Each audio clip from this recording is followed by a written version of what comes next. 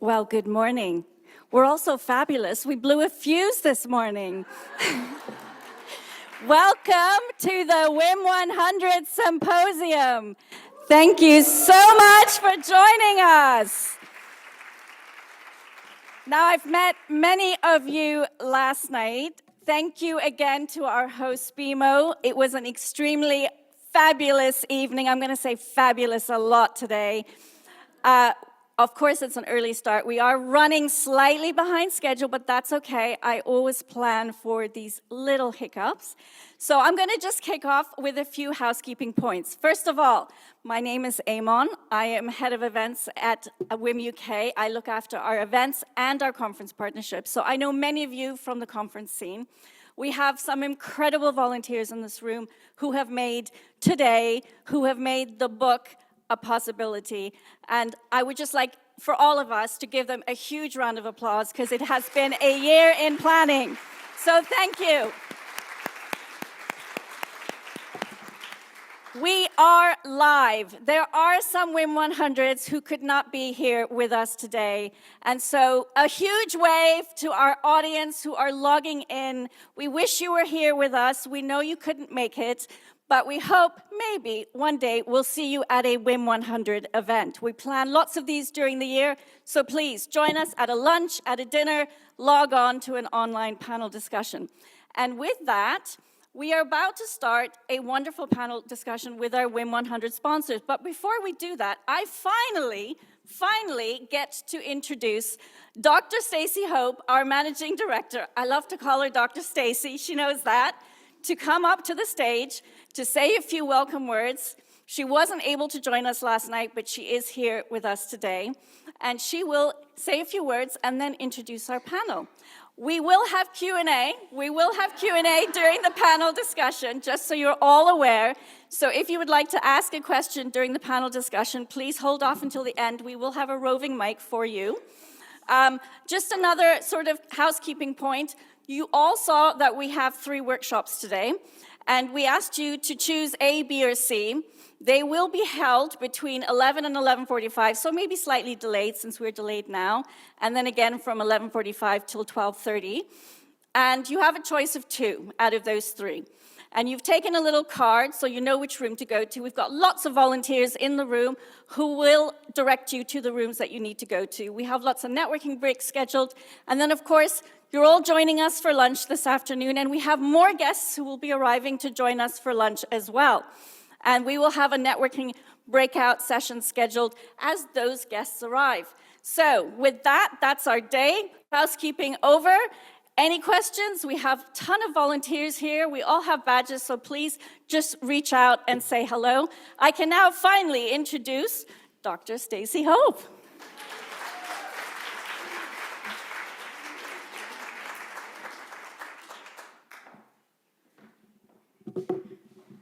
I think everyone knows who the real boss is. Thank you, Amon, and thanks, everyone. I mean, it's so overwhelming to see how many women are in the room, but how many women made it from one cohort. The last time we did this, we had about 100 women in the room, but they represented 2 cohorts because of COVID-19. And now it's the most women from one cohort that we've ever had represented in a room. So I think that's testament to not only the brand of WIM100, but to you, to your employers as well. Hopefully you managed to squeeze a little bit of expenses out of them. And if you are the employer, just know that it's going to a good place, to yourself. So a little introduction. My name is Stacey Hope. I'm the Managing Director of Women in Mining UK. It's one of my many hats, but I'd say probably the most rewarding of all the work that I do.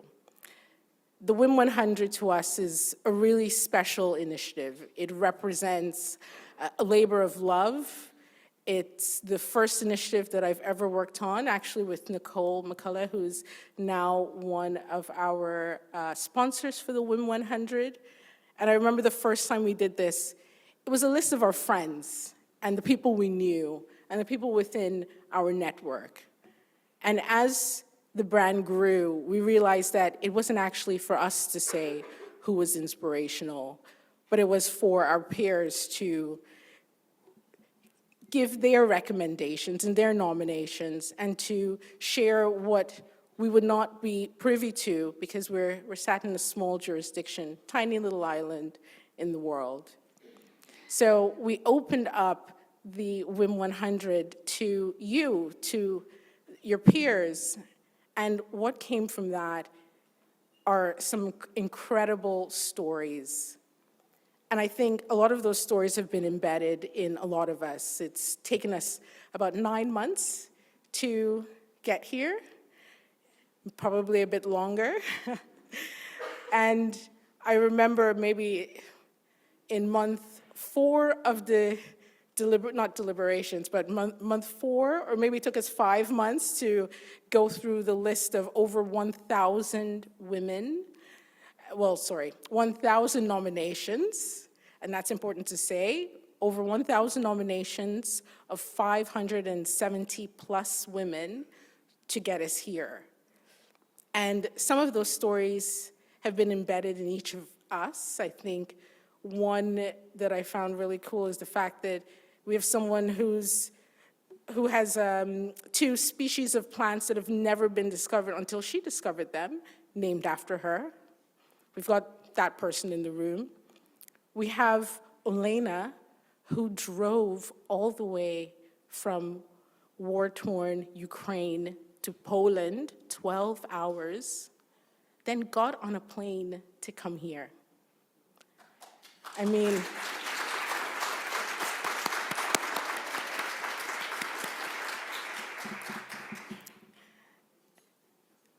there are about 98 more stories like that. And I hope everyone gets the opportunity to learn each other's stories, share your stories. We read them, but we're confined by a few paragraphs. We couldn't tell the entire story. We couldn't do the full justice that only you can. So we've tried to give you the opportunity to be brave and tell your story. We're not really good at that. We're good at championing others. We're good at being trailblazers, but often silently so. So we thought, if you're not going to do it, we will. So this is us saying how incredible we as women are, how tenacious, how gritty we can be, and how inspiring to an industry like mining women are. I hope I've met the brief. The boss is looking at a chart. But I look forward to saying hello to everyone, hearing your stories, giving many of you hugs. If you don't like hugs, if that's not your love language, just let me know. But please feel empowered to speak to each other. And for some, there might be translation issues, but I think we all speak a common language that we're here to make a difference, we're here to make a stronger industry, and we're here to share our perspectives that have too long been shut out from the industry. I wrote a speech, I haven't read any of it, so that's probably testament to you more so than me. But thank you, everyone, and enjoy. But actually, before that, I'm gonna take a selfie.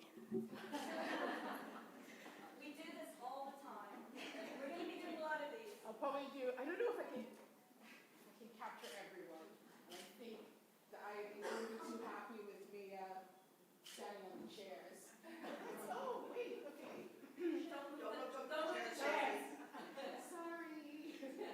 Okay, I think, see, Bill, yeah, we've got you in. All right, if everyone can do anything. 1, 2, 3.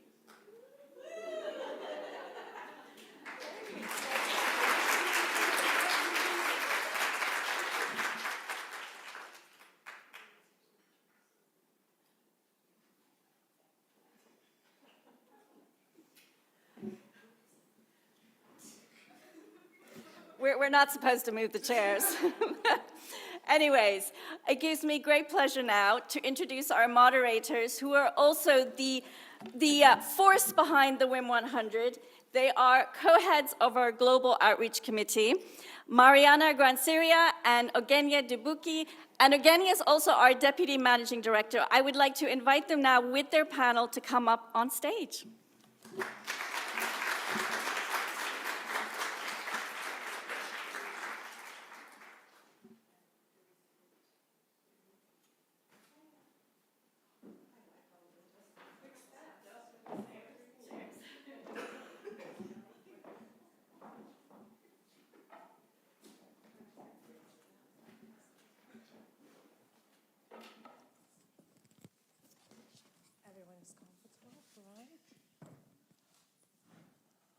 Oh, I see. The view here is really good. Good morning, everyone. Bonjour, buenos dias, dobry dzień, buongiorno. I will stop here with languages, but yes, it just tells how many different languages, how many different cultures we have here, and all united by that magic word, inspiration. And deep in our hearts, we know what inspiration means to each of us. And I would love you to keep sharing that. What is inspiration for you?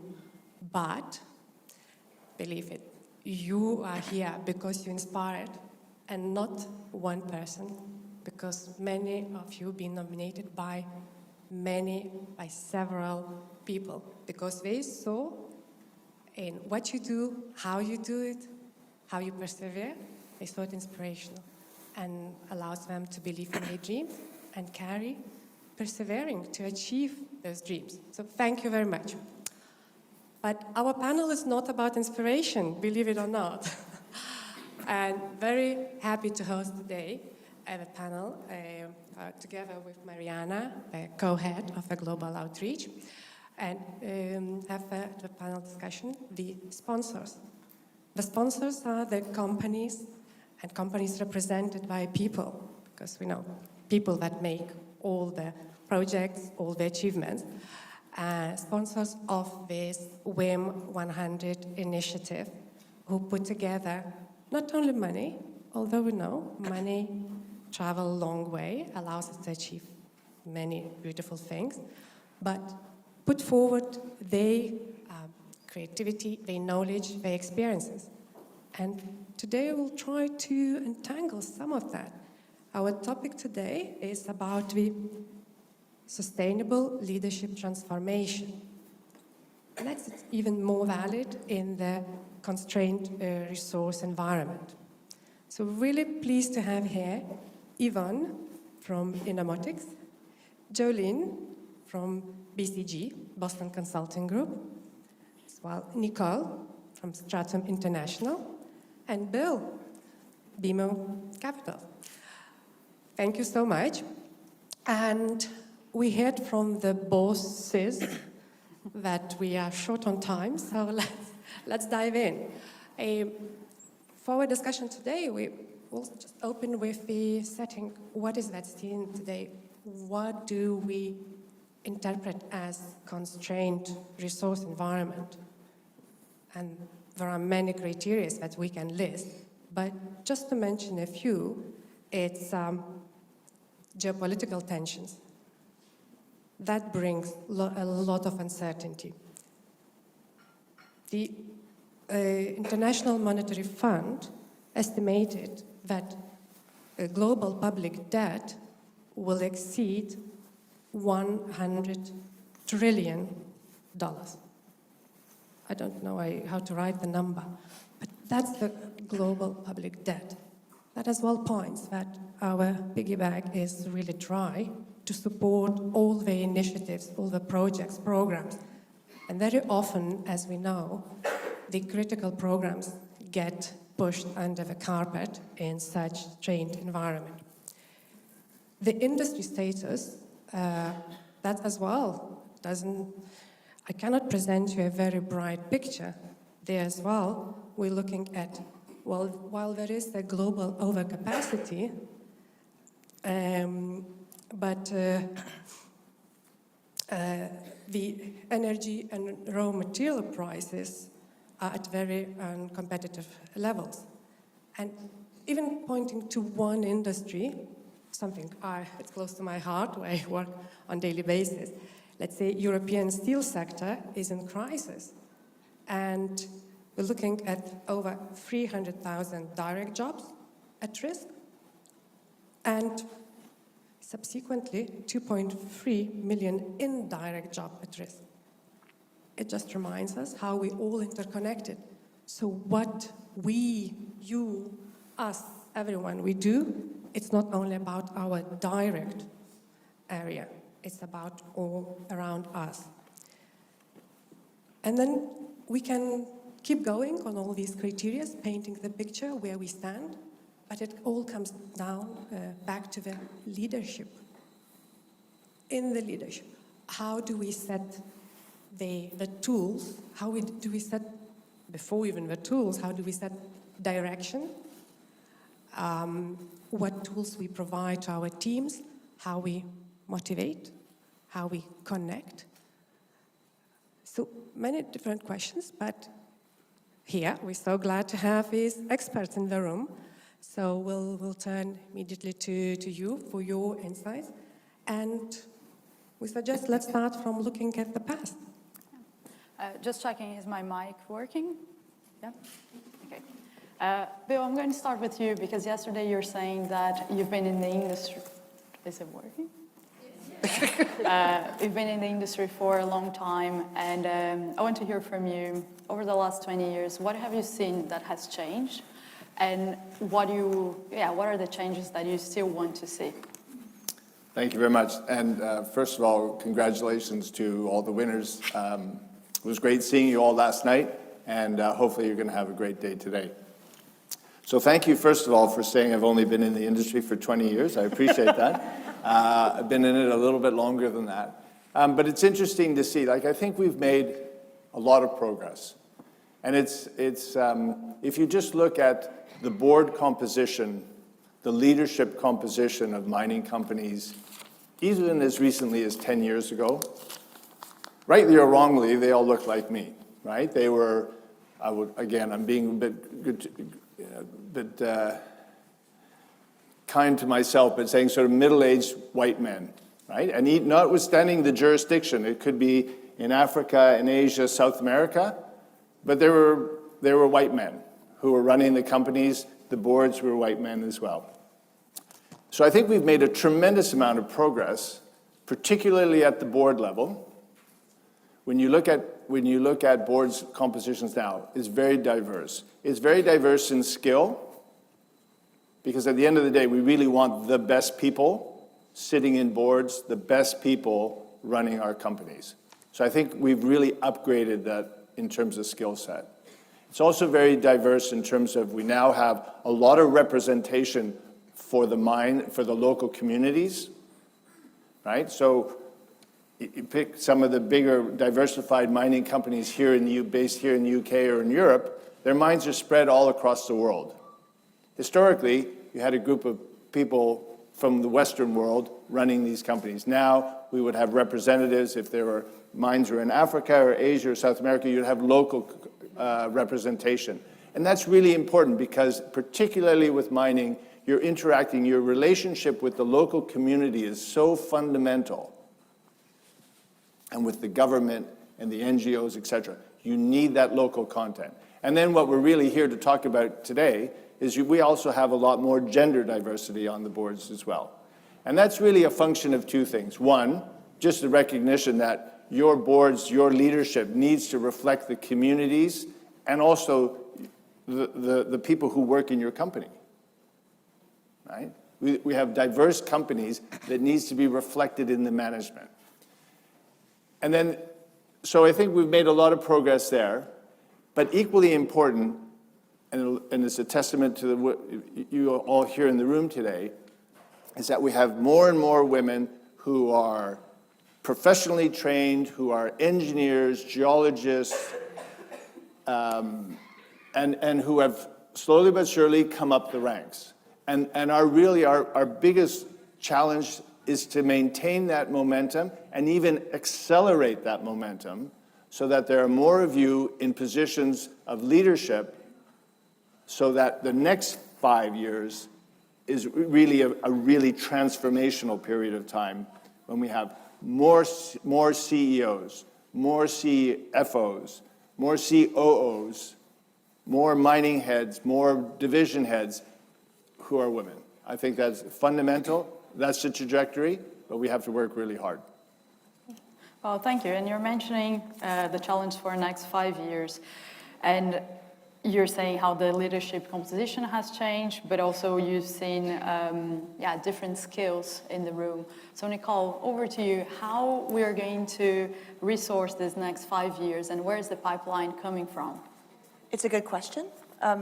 I'm going to preface this by saying I'm going to speak in generalities here. So there are companies that do this very well, and then there are companies that don't do this very well. There are leaders who do this very well, and there are leaders who don't do this very well.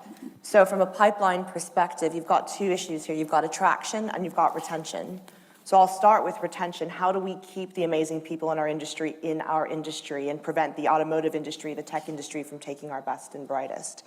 Unfortunately, because a lot of our industry, and everyone here will know this, is occupied by a lot of big personalities, oftentimes in some companies, talent pipeline isn't developed effectively. So you'll have a CEO, and that CEO is the one that does all of the roadshows, talks to investors, does absolutely everything. And you've got this layer below the CEO that never actually gets to grow and engage. And we've ended up and I'll use CFOs as a particular example here. We've ended up in our industry with a lot of really amazing financial controllers and a lack of engaging external-facing CFOs because the CEOs in their companies have not let them shine. And I think if we're speaking about women specifically, oftentimes we don't advocate for ourselves, we don't ask for what we want. And unfortunately, we're not developing the talent we need and the skills we need to have those senior leadership roles, right? So, and if people keep being passed over for roles, they will go somewhere else. And unfortunately, they will go to other industries. And we had a talent shortage and crisis 10, 15 years ago already. We've got a growing population in our industry, and we don't have a lot of young people coming in. And then that goes to the attraction part of the issue here. We have to be honest with ourselves. We have an image problem in this industry. We don't advocate. We talk about advocating as women, advocating for ourselves. We need to advocate for our industry. We need to be telling our stories, talking to young people about how mining isn't this dirty, grimy, impact, horrible, industry. This is an exciting industry that's innovative. It's multicultural. You get to travel the world, and we're at the forefront of, the transition to zero and, making our planet better. But unfortunately, we don't do this very well. And, the best and brightest minds are going to other industries. And we focus a lot, again, on technology, and more technical positions like geos and engineers and things, but I'm sure there's a lot of people in here that aren't technical. They're accountants, they're bankers, they're international relations specialists, sustainability, carbon specialists, and those individuals are going to other sectors. They don't want to come. They don't even know we exist as a sector, right? I grew up in the States. I did not know mining was even an option as an industry for me till I moved to the UK and sort of fell into it randomly about 17 years ago. And I'm really glad I did because it's probably the most dynamic and engaging sector that there is. So I think for us, we are all custodians of our companies and of our industry, and it is on our shoulders to go out and tell our stories and to talk about why, we're a great industry to work in. But I'm afraid that if we don't, we're going to have a real problem in the next 10 to 15 years of exceptional talent. So there's a couple of different issues there. I think, Nicole, you touched on so many points there, colorful, and many of us would relate how we ended up in the mining industry, in many cases by accident or ahead from the friend. So let's keep telling that story, how much fun, and more importantly, how many opportunities are there in this industry. Fully agree. And you touched the other point on to make the industry attractive. So the technology comes a lot into the discussion in how to make it more attractive. how it enables us to upskill, to change, to reskill, to get to work on the projects we like or we are interested in. I will ask Yvonne, maybe from your side, what are the most impactful ways that new technologies, AI, can transform the mining industry, and how companies can capitalize on them? Could you share us some of your insights, please? Yes, sure. So I think you can all hear me, so I also want to congratulate you and everything for being here. I think all of you are already going beyond, so I just also wanted to take a moment to congratulate you on that, and thank you for an invitation on the panel. So I think technology has always had an impact on industries. Ever since we think about when we started automating processes, when we started having also computers, laptops in our houses, mobile phones. So technology has always been a disruptor of how things are done. Now the challenge is that, or opportunity as well, is that technology is advancing faster than before. And here, it's also a big door of opportunity for equality. Because also with technology, you can reduce barriers. So this is something that you were touching before, Will. So how can we attract other people? How can we bring other industries to work with us? Before we had challenges of barriers of reaching out, for example, on talent. But now, with the technology that we have, we can open positions worldwide. That is not a challenge anymore. You can have people working from wherever you want. And then, of course, having the legal team behind you for the proper tax and everything. But this is, of course, manageable. And when we talk about industries such as mining, for example, I am very excited about the portfolio when they ask me, Yvonne, what does Inomotics do? We do motors. Motors, okay, and then we think about this box, and it's like, oh, it's not so sexy. But what excites me is a motor per se brings efficiency. And when I think about energy transition, when I think about climate change adaptation and mitigation, we are at the forefront of bringing this energy transition. With turbine replacement, with high voltage motors, you can reduce CO2 emissions. So I think technology helps us on this sustainability path. And it's our jobs as leaders to embrace this technology and see how can we reduce barriers to attract the best talent. How can we have new business models? How can we partner with different companies? But the biggest change is a change of mindset. Stop doing what we have been done because it worked for the last 30 years. We have to open our minds and think above and beyond. So well summed up. Yep. I should speak to the mic. It's very well summed up, and critical point of the change of the mindsets. It's a cultural shift. I'm really interested to hear what Jolene could add from exposure to so many different companies and the work that you do at BCG. How do you see that technology playing good, evil part in all the transition? Yeah, very happy to take that. Maybe very first, also just want to congratulate everyone here and everyone on the Zoom online, everyone from the WIM100 from our side as well. And maybe one thing to share, because I know, and it has been mentioned before, but please do celebrate yourselves.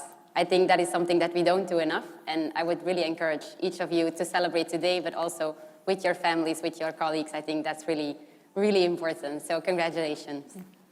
To the question on technology, I think what comes to mind immediately is the whole wave around Gen AI. And I think this is something that represents a huge opportunity for everyone here and in the industry to get on top of this wave. I think this is something we shouldn't miss out on, and there is many industries already quite ahead of mining, especially in this field. But we do see first use cases, first applications also in the mining industry, and maybe just wanted to share a few of these to give also some inspiration in the room. But on the environmental and sustainability space, there is applications already being developed around tailing and waste management and chemical or AI-enabled chemical optimizations to reduce environmental waste.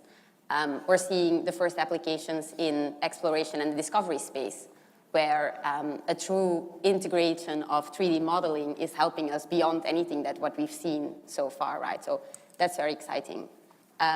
Also on the workforce and upskilling side of things, some very exciting developments on that front where Gen AI and technology can indeed reduce barriers and reduce bias in recruiting, reduce bias in training programs. So that's also things where I can really see a huge opportunity for the industry and the challenges that we face by embracing this technology. And then maybe more in the field, in your day-to-day operations, first applications popping up on predictive maintenance enabled by Gen AI, but also safety improvements, reduction of risk, etc., where AI-enabled sensors are really helping the workforce in their day-to-day operations. So really exciting pieces coming up, I would say. I do think that you, like me, just would sit here and listen to all these fantastic advices, tips, and already imagining where I can apply in my day-to-day job. But, you know, like as all leaders and the boardroom, we always need to know what our key stakeholders thinking, feeling, where they're looking. And for today's purpose, we said we are in constrained resource environment. And we cannot take all these programs or go very broad and make in small parts our resources, our budget that we have. So how do we know where we should allocate them first? How about we ask audience? So today we heard about the importance of upskilling, the skills development. We heard about the technology, and we heard how sustainability is an important layer there. So we have 3 fields. I would like you to raise your hand for one or another, where you say, I, as the leader, a decision maker, this is where I will put it as my top priority. So let's start with the skills. Who thinks that the skills would be the development of my workforce is the most important? And that applies from the most senior to the people at the workshop. So raise your hand if you think upskilling is the most important, the top priority for you. Okay. Plus tard, Stacey.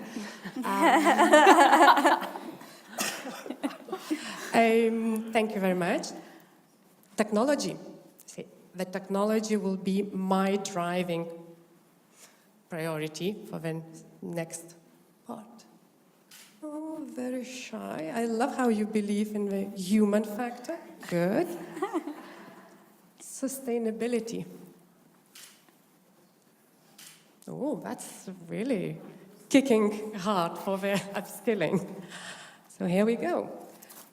The upskilling, the development, the leadership building, that a talent pipeline seems to be the leading area. And it falls so well because we are at IOD, and IOD, Institute of Directors, is the partner of Women in Mining UK. We're very grateful for that partnership, and that we share that good with membership in UK and internationally, because it's an amazing opportunity to continue development. And at IOD, the development is not an option, it's a requirement. It's a proven way towards the charter directorship. So please check out the discounts that we can share kindly passed to us by IOD. I did my market pitch for IOD. I will see how it will translate into my discounts, but that's later. But maybe I can take from that, because I also saw a lot of hands being put up when we talked about sustainability, and the next question is very close to my heart as a sustainability professional. So I'll start with Yvonne, but open to the panel. And I think we often talk about a balance or a trade-off between sustainability and the business objective. How do you see this? Is it a trade-off? Is it a balance? Yeah, what are your views on that? I think the thing is to put it into context. So a couple of months ago, I was talking about how to look at the business case of sustainability. And the thing is, in our normal everyday business, we are, for some reason, we are pushed to look at short-term period of time, quarterly KPIs that we see, profit or cost optimization measures. But when we think about sustainability, we think about the overall value of a company. It's not about this cost-efficient measure that for sure it's important, but it's impacting us as a whole. It impacts KPIs that are not normally seen in a factory, such as the EVA, such as the weighted average cost of capital. And this has different timelines, from quarterly reporting to investments from 7 years on decarbonizations to have a return on investment. When we think about talent, you don't see that impact immediately. You see it afterwards. So the time frame of how we need to see sustainability is different. That's why sustainability is a change of mindset. It's a belief that your company can be worth more. And how this impacts a lot of industries. It will impact how companies like BCG will see us. It will impact how investors will see us. It will impact how can you do partnerships, how banks give you debt structure. So it's to see the company as a whole, and this is a very different change of mindset. So it's not a trade-off, but you need to look at it from a different eye. Bill, maybe you can comment from your point of view. Well, how is sustainability for you? So I just want to, I'll get there in a second, but I just really want to preface it by making the point that as an industry, we really need to do a much better job repositioning ourselves in society, and to your question, within the financial world. As we think about sustainability, as we think about our objectives for net zero, for energy transition, we cannot do it without the mining industry. And yet the mining industry is still held out in the public as this horrible industry. But nothing is going to change. Our carbon footprint is not going to go down without this industry and the people in this room. Impossible. The whole movement towards electrification. You can't, generating electricity, transmitting electricity, having devices that use electricity, all come from natural resources, all come out of the ground. Without the people in this room and the companies you represent, none of this is going to happen. At the same time, we have, and I'm not casting any judgment here, but at the same time, let's face it, our business is a capital-intensive business. And it's becoming increasingly capital-intensive because we're having to go further afield to find ore bodies. The ore bodies are bigger, and they require a tremendous amount of money. A bit to your question before, though, your answer before, which is perfect.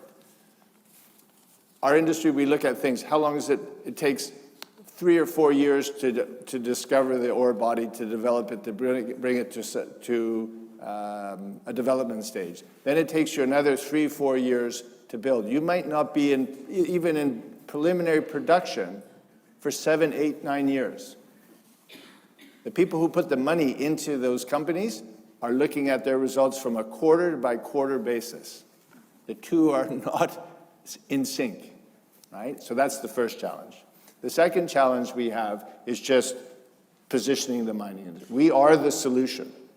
And yes, we might have holes in the ground that you can see from space. That's a historical thing, but we're getting better at it. And now more and more you're hearing about things like green copper, right? And I know of one company who's operating in the DRC, and what they've done is they've actually gone out and they have repurposed old hydroelectric electric generation facilities that have been idle for 20 or 30 years, working with the government, investing it. The communities get part of the electricity, the mine gets the other part of the electricity, right? So we're making progress. But I really think a lot of it is just repositioning the industry. We're the good guys.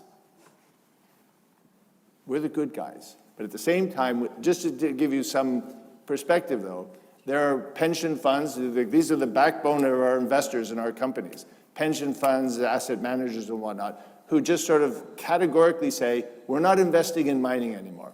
We're not investing in oil and gas anymore. That maybe makes them feel good, but it doesn't solve the problem. We need their money. So I think we have a lot of work to do. I don't know if I answered your question. You did, thank you. I think it's undisputable the role that mining industry is playing in our today's life. Of course, we live a lot of the things that we did in the past, but as well, that's the industry that carries us to tomorrow. And we all agree it's so important to do it in the right way, to do it wisely as well. And I think, Nicole, maybe you would shed more light. It's a little bit back to the point you were making about how mining industry is somewhat little attractive. Is there anything that mining industry, mining sector, is learning from other industries, other sectors? Is there anything we can learn?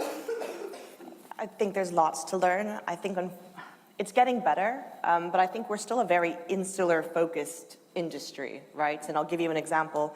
I was working with a company, they wanted to bring in a global head of communications. They wanted them to be from outside of the industry. Great, because we need to communicate better. Let's bring someone in from an industry that does this well. We did that. We brought someone from technology, and then within 6 months, he called me and he said, everywhere I go, everyone just talks to me like I'm stupid, and that I couldn't possibly understand the mining industry because I'm not out with, out on the mine site. I didn't come up digging holes in ground.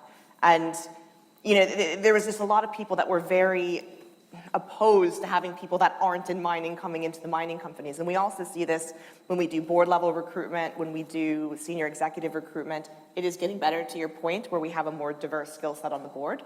But fundamentally, a lot of our briefs are still, we want someone from mining. And when I push back and say, well, if they're not actually building the mine or looking for the, for the commodity, why does your CFO have to be from mining? Why does your head of sustainability have to be from mining? Why does your general counsel have to be from mining? So it's a journey, right? I mean, it's a lot better than it was 10 years ago, but we still need to engage better with other industries and be open to different ideas that aren't just things that we've been doing over and over again for 15 years. And then just to quickly touch on the sustainability points, I think we're still as an industry transitioning from this CSR mindset to the sustainability mindset, right? CSR is about building hospitals and schools and doing things that are the right things to do because we feel that we have to. Where if we talk to investors and we talk to our leadership and boards as sustainability, as risk mitigation, right? It's risk mitigation. You look at geopolitical issues, look what's happening in Mali with the government. Sustainability just isn't environmental, it's geopolitical, it's the wider external affairs context. And if we talk to our leaders about risk mitigation, a lot of these things will sort themselves out. Companies will invest more money on sustainability, external affairs professionals that are experts, right? You'll often get your general managers dealing with your government relations. And I love general managers, but they're not always best placed to be dealing with intense negotiations with governments, right? And there's so many amazing people, some of you are in this room now, where we have this skill set coming through, where people are experts here, but we're still allowing others in our industry to take over and be custodians of such sensitive issues. So I think there's a lot of work to still be done on that side. Jolene, would you compliment from you seeing from all the database from your customer, really large portfolio at BCG? How is that as well, the knowledge of what other industries we could learn from? Yeah, absolutely. Maybe some more positive points as well? I think what we could for sure learn from is how maybe other industries are already getting on with the to the talent shortage point with the workforce, strategic planning of the workforce and the upskilling that will be needed on that side. And I think some other industries are already ahead versus mining, but I think this is where there is for sure an opportunity of where currently the mining industry still thinks a lot in terms of jobs and shifting that in terms of thinking more through a skill lens, I would say. So that would be one element that I can think of. And then maybe also back to the sustainability point, I think, as Bill mentioned, but I think everyone in this room is aware of, the mining industry and the critical minerals that are needed for the energy transition are extremely, extremely important and instrumental for this energy transition, right? And I think on that front, also to the point that Yvonne made, it's a bit naive to think that it is a trade-off. It is actually, it needs to come together in the long run, and this is where the long-term value eventually will be created. It is a complex business. Let's quickly check with our boss. I like how you called Eamon earlier. How much time we will have, because we would really love to have, even if it's a short moment, but still, to open to Q&A. Extra 5 minutes. Christmas came early today. So, yes, we will have. So let's wrap up then with the question. Then we open to the audience. Yeah. So to finish this these questions, what are you seeing? And this is open to everyone. What are you seeing as the main constraints in the industry that are going to have an impact now in the next 3 years, and what's going to happen in the big constraint that is going to have an impact in 10 years? I think Nicole already hinted to some, but what are the top priorities for you? I'm happy to start. So I think thinking through the constraints, right? So we discussed the talent shortage and the need to upskill. We also discussed around the resource constraints and the demand that will be bigger than what is planned for supply currently around critical minerals for the energy transition. I think another constraint will be around, or another challenge/opportunity will be around tackling the sustainability requirements from investors all the way through to customers. That's a big one, I think. And then embracing technology and getting ahead of using that in your day-to-day, in your longer-term planning and so forth, so that it's not something that passes by the mining industry, but it's something that the mining industry actually leverages to move forward. I would say consolidation. We are a very large industry with lots of companies that oftentimes don't do things very well because they don't have the capital to do well. And I think in order for us to move into the future, a serious consolidation needs to occur. I will use the word super cycle here. I don't want to jinx anything, but we are, I think, on the cusp of potentially going into a super cycle, which means things like resource nationalism. I referenced Mali earlier. We're already starting to see it with governments. And I think if we don't start to invest in talent in this industry that can deal with complex external affair and sustainability issues, we're going to have serious problems over the next 5 to 10 years. So those would be my 2 things to look out for.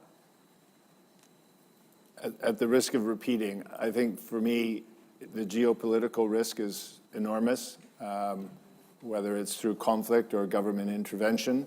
I think the scale and complexity of the challenges ahead of us, both in terms of technology and also financial capital, are very, very challenging. And I think we are going to experience, probably already experiencing, a talent gap. I think people, young people, when they're choosing their careers and choosing their areas of study, geology, mining engineering, engineering in general, is not necessarily their first choice. And I think that's going to be a real challenge for us in a couple of years' time. I mean, from my side, I see sustainability double-sided as, I mean, it's a challenge, but it's a big opportunity. If it's embraced really within the industry, if it's really communicated, if it's really to the core of the positions and everything, this would be a huge opportunity for any company that takes it. And yeah, geopolitical topics, this is a challenge, and all the M&A activity that is going on. So I think there will be a lot of movement in M&A and a certain part of consolidation in that way also in the industry.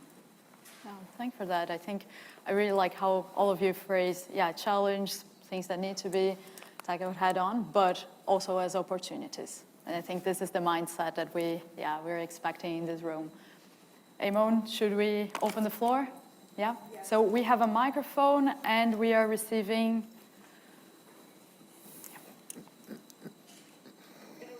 Yeah, okay. Any questions? Yes.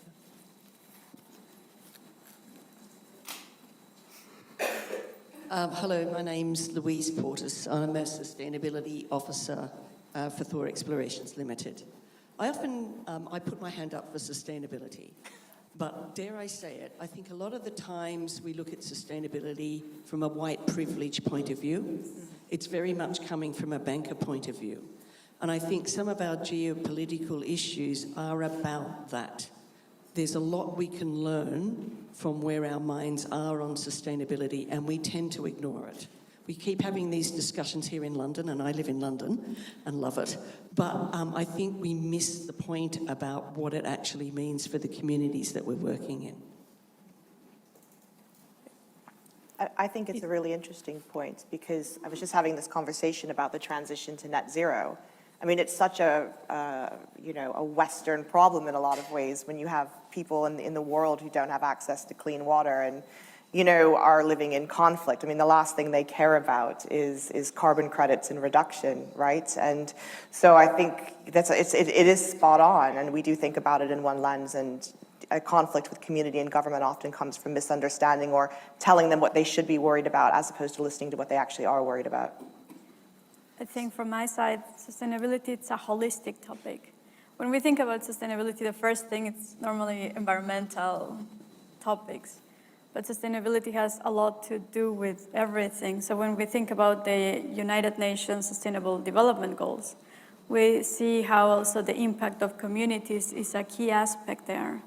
So also when we think about sustainability, it's also a change of mindset, that we have to really think on this holistic way.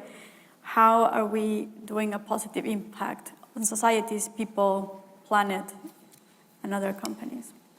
Wouldn't it be fair to say that it brings back how diversity and inclusion, it really brings it back to the focus at how it's important to hear all the diverse inputs, opinions, knowledge, experiences, and how it's important to consider all these points so that we as leaders, we make decisions, but not any decisions. We make informed decisions that are relevant, that are impactful, and that bringing the change that we require. We still have room for 2 small questions, so one big, let's see. We have a hand here. 3 people.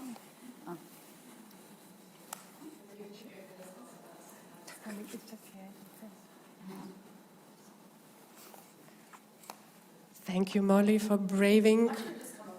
Please, please. Well, it's already here now.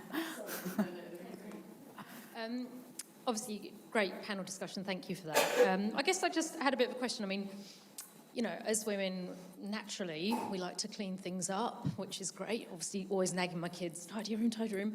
But I guess, seeing that translate into the mining sector, I work in mine waste management, I work in remediation, that sort of thing. And, seeing more women coming into this space, and one of your colleagues, Daisy Ambach, she's been great.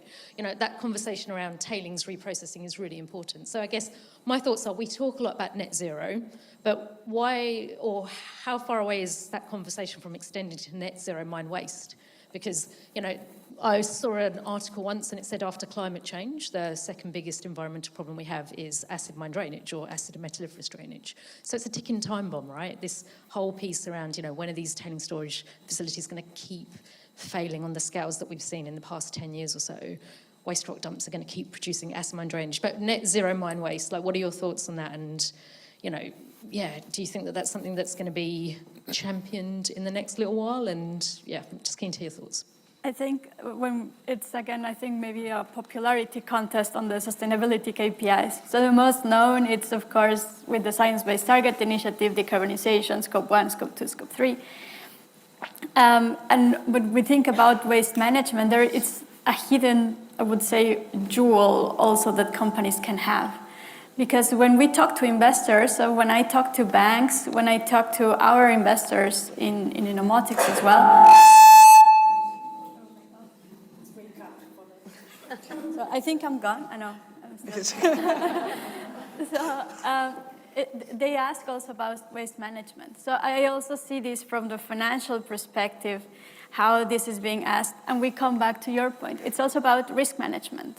So it's risk management also from some industries takes a bigger relevance than others. But in the end, it is a KPI, if you want to call it this way, that it's actually being very followed also in the markets. Yeah. Maybe I can complement, and I think linking to what Louise was saying, I think it's bringing the link between on the ground and what is said at headquarters, and finding, translating and making sure that the conversation is not only on the carbon emissions, but also risks that are seen by communities or waste management. This is also part of the agenda and is elevated to the right place. So I think it's really bringing together on the ground, corporate, and finding the middle point. We have space for one question, so it's a very precious one.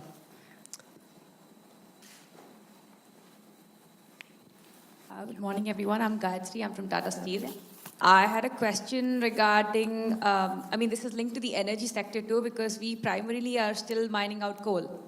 The mining industry in India is still very much into coal, and the energy sector also heavily relies on it.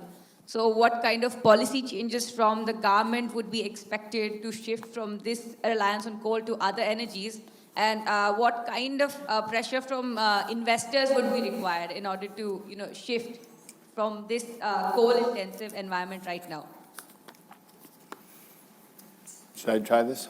I think that's your question. So I think this is an excellent question, and I think comes a little bit. I think the reference to the United Nations Sustainability Objectives as well. The reality is that it's very difficult for some economies, some industries, some communities just to say we're no longer going to burn coal. We're not going to heat our homes. We're not going to generate electrical power. We're not going to cook our food using coal. So I think we're in a stage where this is a slow transition. We need to. You're already starting to see some rebalancing, particularly in the coal industry, with some of the larger companies divesting their coal interests, selling their coal interests. And so I think one of the challenges we have is that we hope that the new stewards of the coal industry are going to have the same objectives that we all do in this room.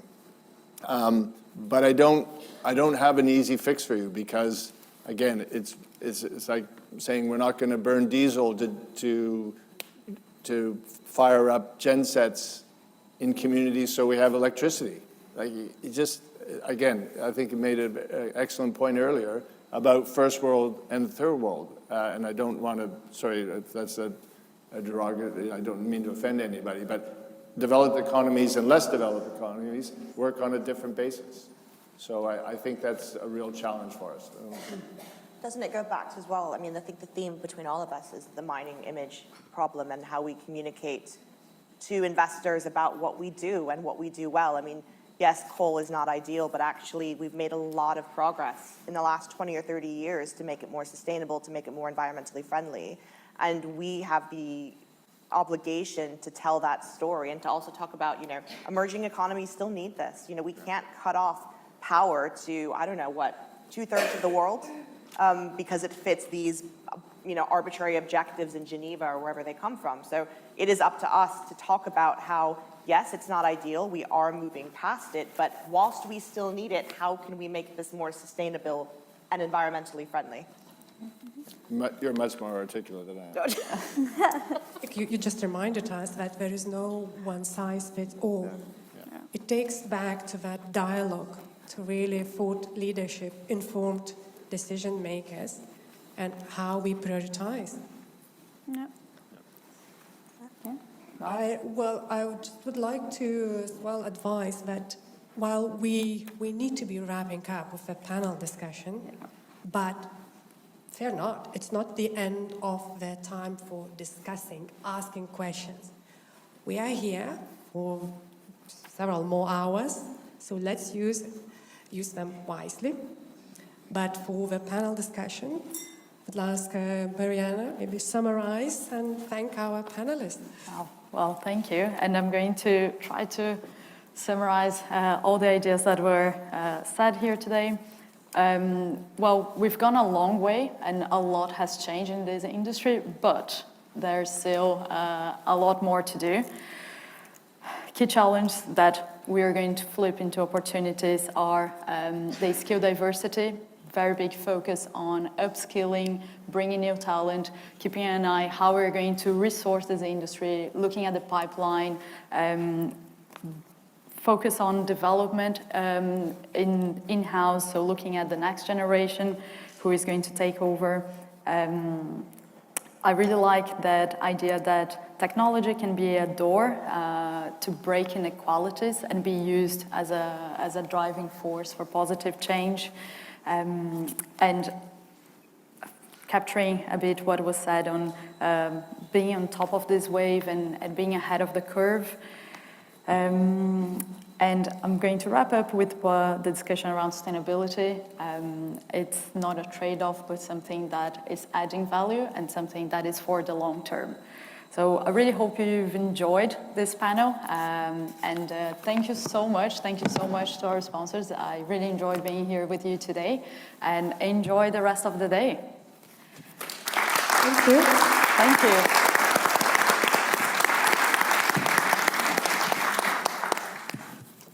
Thank you so much. Right, now comes the part where we have a choice of 3 workshops. So when you leave the room, grab yourself a cup of coffee, something to drink. But you were all given the choice of 3 workshops twice. So that means you all get to do 2 workshops today, A, B, or C. Workshop A will be in this room, and it is being led and hosted by BCG. An introduction to Gen A. Is it Gen AI, I should say, correctly. Workshop B is hosted by Inamotics, the line of happiness, sustainability frameworks, and stakeholder management, and that will be in Trafalgar 1. And Workshop C, hosted by Stratum International, interviewing for senior roles, and that will be held in Waterloo. So you have choices of A, B, or C. Do 2 of those over the next 2 hours. So go, if you'd like to, please grab yourself a cup of coffee, something to drink, loo break, and then we'll come back in about 10 minutes. And with your little cards, come back into the room that you have chosen for your workshop. And we'll see you in a bit. Thank you.